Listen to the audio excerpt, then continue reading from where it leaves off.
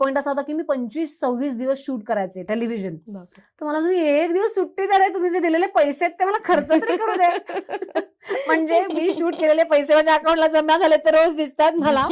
पण मला जाऊन स्वतःसाठी एक ड्रेसही घ्यायला वेळ तुम्ही देत नाहीये. म्हणजे असं करून सुट्टी मागायला लागायची. हं. सो ती एक फेज होती. हो. म्हणजे असं तेव्हा मला असं की कशाला रडत होते, आता काम शोधायला तुला फोन करायला लागतात.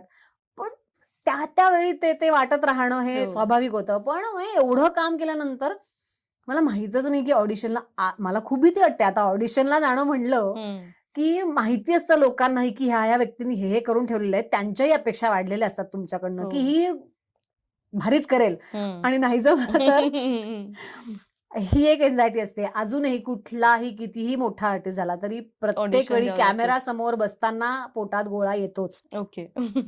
स्टेजवर उभं राहताना म्हणजे जनरल तुम्ही सत्कारासाठी बोलवलत ना, तरी सुद्धा जाऊन बोलायचं, थँक यू म्हणायचं असतं. तरी सुद्धा एक पोटात गोळा आलेला असतो.